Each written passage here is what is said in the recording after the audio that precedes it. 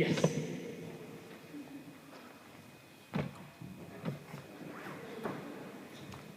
What was your biggest challenge today for station? Because South Jordan, what was your biggest challenge? Jordan? Not that. Yeah, you're Well, first of all, I think I should be very clear. I do documentaries, and I study. So I study ecosystem function and dysfunction in terrestrial systems. That's my area. And a lot of people do restoration. And I study and document the people who do restoration.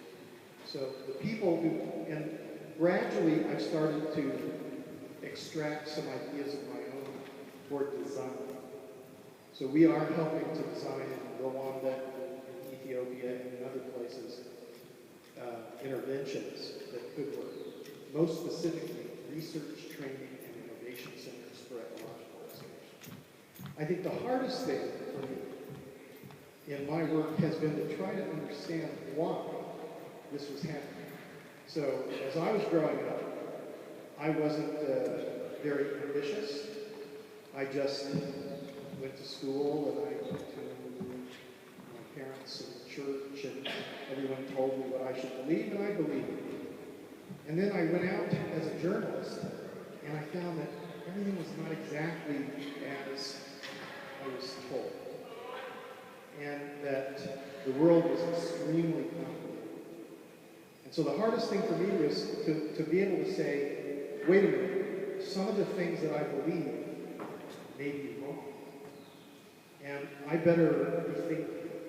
So I think the hardest part for me was to realize that many of the things that we take for granted are not true.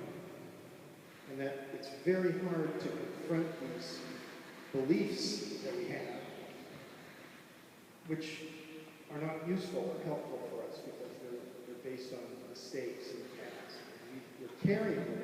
And if we pass them from generation to generation, actually the error gets bigger. So we need to address some of those things. That's the hardest thing. Yes? Could you tell us a little bit about how we can work in restoration? Like, have you heard someone talk about restoration being more politically centered? How does that work?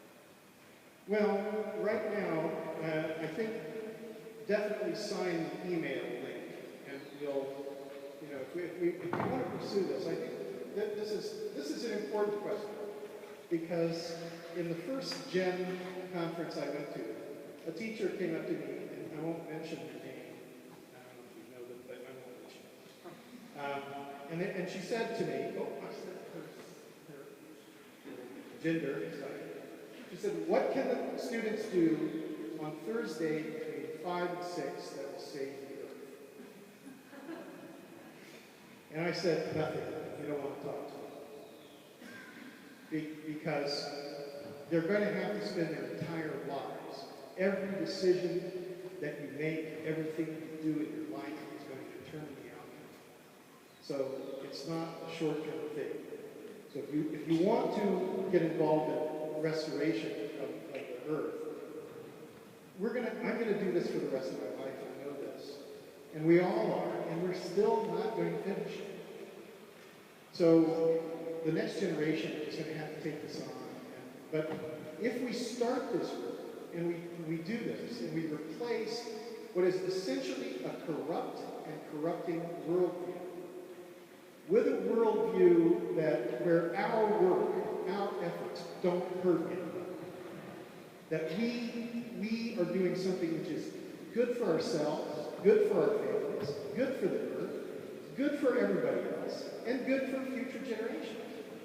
That's the difference. Right now, by putting products and services above ecological function, we've made it possible for people to do bad things and succeed.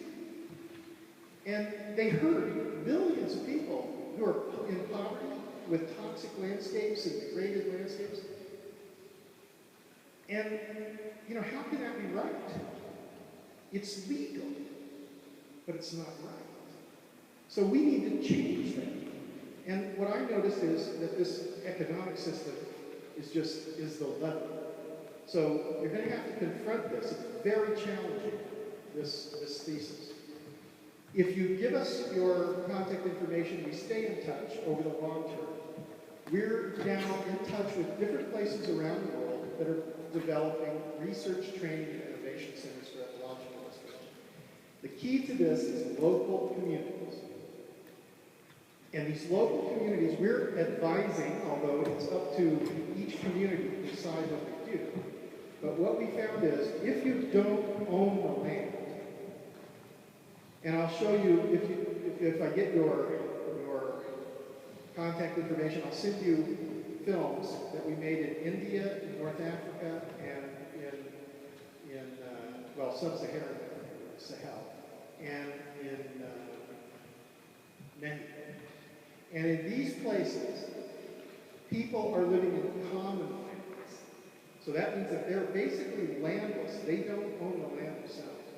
So if they lose their right to live in these areas, then all their work